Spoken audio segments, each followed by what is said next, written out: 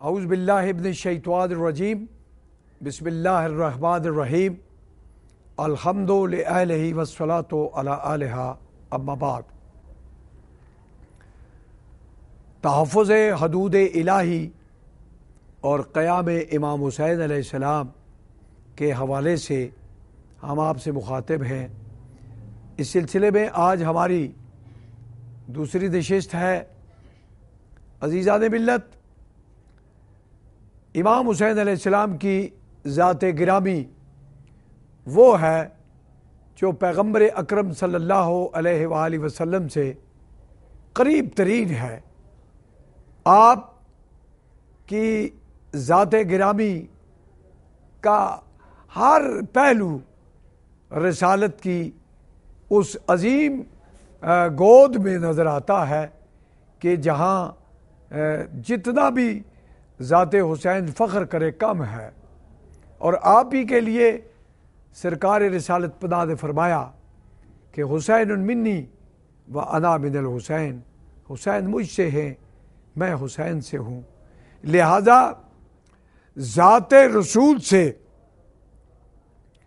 اتنی قریب ہستی، یقیناً اس کے اندر وہ کمالات بھی ہونے چاہیے جو کمالات ذات رسول میں ہیں۔ حسین علیہ السلام نے وہ جو انقلاب برپا کیا، جس نے ذہنوں کو، قلوب کو زندہ رکھا، اور آج بھی 1372 سال گزرنے کے باوجود کربلا دور نہیں ہے۔ واقعات کربلا تاریخ میں گم نہیں ہوئے، اس لیے کہ مقصدیت اعلیٰ و عرفہ تھی۔ جیسے کہ قرآن پاک میں ارشاد ہوا اور اللہ نے 5 صفات بیان کی ہیں: الصابرین والصادقین والقانتین والمنفقین والمستغفرین بالاسحار، شاہد اللہ انہ لا الہ الا ہو والملائکۃ وَأُولَى الْعِلْمِ قَائِمًا بِالْقِسْطِ لا الہ الا هو العزیز الحکیم۔ یعنی اللہ نے اپنی ذات کی گواہی خود بطور گواہ اپنی ذات کو پیش کرنے سے پہلے، اور اپنے ساتھ ملائکہ کو گواہ شامل رکھتے ہوئے ان لوگوں کو، یعنی اولو العلم، جو عدل پر قیام کرتے ہیں، ان کی 5 صفتیں بیان کی۔ الصابرین، وہ صابر ہیں۔ قرآن میں صابرین کے لیے بہت مقامات پر ذکر ہوا، اور یہ وہ درجہ ہے کہ جو علم کی اس منزل اعلیٰ پر، چنانچہ سورہ مبارکہ البقرہ میں ارشاد ہوا کہ یا ایھا الذین آمنوا استعینوا بالصبر والصلاۃ۔ یہ 2 لفظ ہیں کہ اے لوگوں جو ایمان لائے ہو، استعانت طلب کرو صبر سے اور صلاۃ سے۔ صبر کیا ہے؟ استقامت، اور استقامت اسی وقت ہوتی ہے جب صاحب خبر ہو، کوئی انسان کسی جگہ کھڑا ہو اور اسے جب اس جگہ پہ کھڑے ہونے کے بعد یہ یقین ہو اس تمام معاملات کا جہاں وہ کھڑا ہے، اس کے گرد و پیش، اس کے محل وقوع، ہر چیز پر، تو پھر اس کے قدموں میں استقامت آئے گی اور وہ بندہ قائم رہے گا۔ صاحبان ایمان سے اللہ نے جب استعانت کا کہا ہے تو فرمایا کہ صبر و صلات سے استعانت طلب کرو۔ صبر فعل ہے، صلات بھی فعل ہے۔ صبر فعل ہے صابر کا اور صلات فعل ہے مصلی کا، یعنی جو نماز پڑھ رہا اس کے فعل کو صلات کہتے ہیں، اور جو استقامت پہ ہے اس کے فعل کو صبر کہتے ہیں۔ گویا ایک ذات جس کے ایک فعل کو صبر کہا، دوسرے فعل کو صلات کہا، اس سے استعانت طلب کیوں؟ اس لیے ان اللہ مع الصابرین، اللہ صابرین کے ساتھ ہے۔ اب غور طلب بات یہ ہے کہ ہونا تو یہ چاہیے تھا کہ لفظ یہاں آتا کہ صابرین اللہ کے ساتھ ہیں، مگر شان صابرین دیکھیں کہ ذات واجب نے مباحث کی ہے کہ اللہ صابرین کے ساتھ ہے، یعنی وہ اتنی اعلیٰ اور عرفہ ذات ہیں کہ جن کے ساتھ خدا ہونے کا اعلان کرے کہ میں صابرین کے ساتھ ہوں۔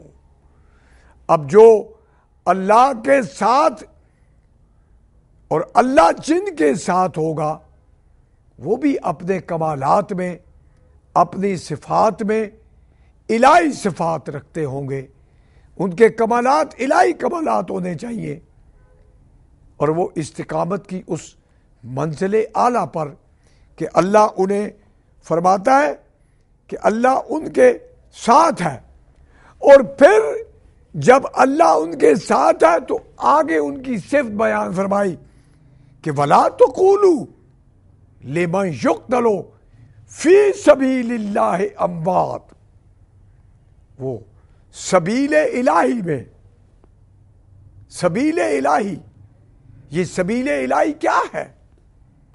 یہ وہ حدود الہی ہے، وہ فریم ہے جس کی حفاظت کے لیے، جس کی بقا کے لیے یہ لوگ عدل پر قیام کرتے ہیں، پھر گردن کٹ جائے اور بظاہر حیات کی ڈوری ٹوٹ جائے، مگر اللہ فرماتا ہے لا تقولوا لمن یقتل فی سبیل اللہ اموات، قتیل رائے خدا کو رکا ہوا مت کو، بل احیاء۔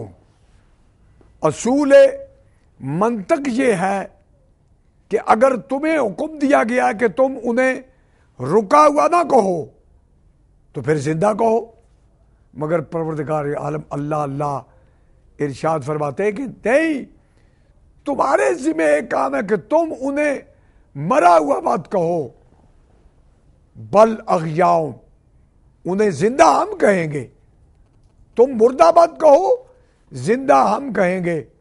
جسے خدا زندہ کہے تو اس کی زندگی کے نشان اور علامات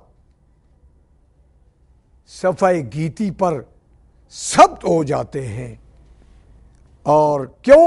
اس لیے کہ وہ ذات واجب کے گواہ ہو جاتے ہیں، اور ذات واجب کا گواہ اور یہ دنیا کا اصول ہے کہ مدعی اپنے دعوے کی تقویت کے لیے اپنی گواہی کی حفاظت کرتا ہے.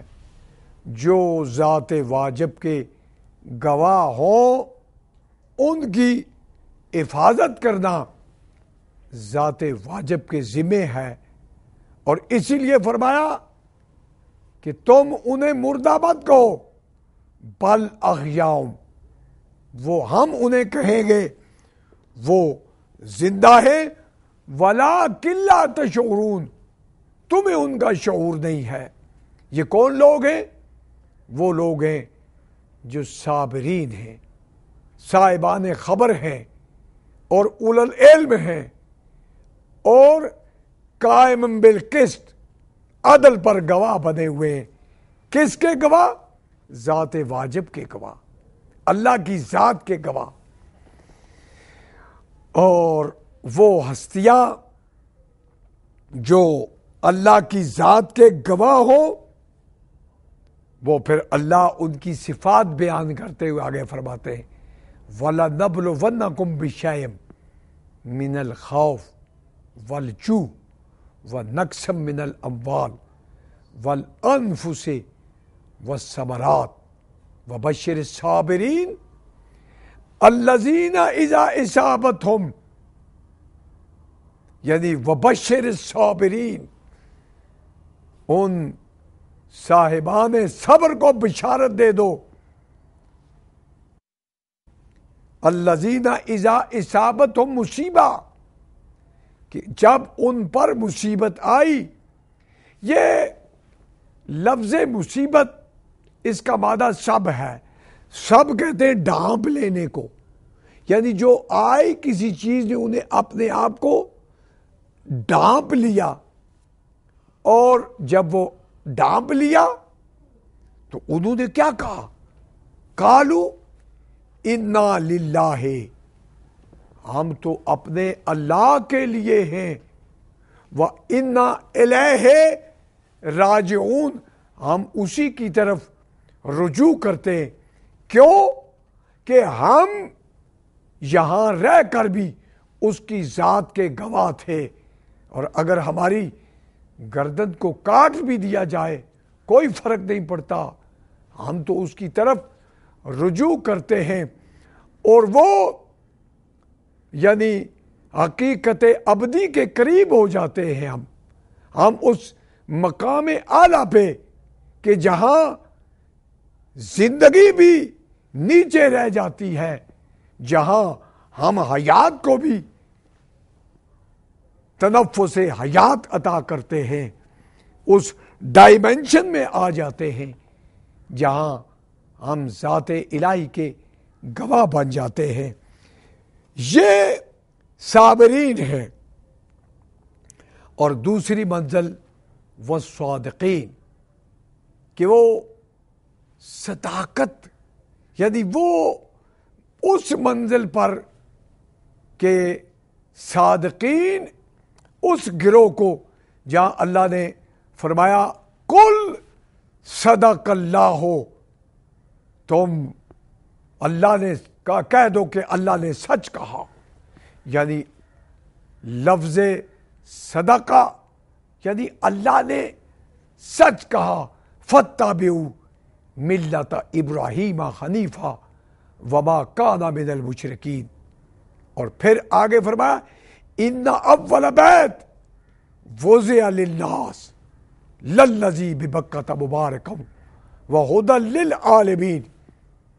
اس بات سے یہ بات سمجھ میں آئی کہ پروردگار عالم نے ایک گروہ پیدا کیا، ان کے ذمہ رکھا، وہ ان کو ملت ابراہیم کے عظیم الشان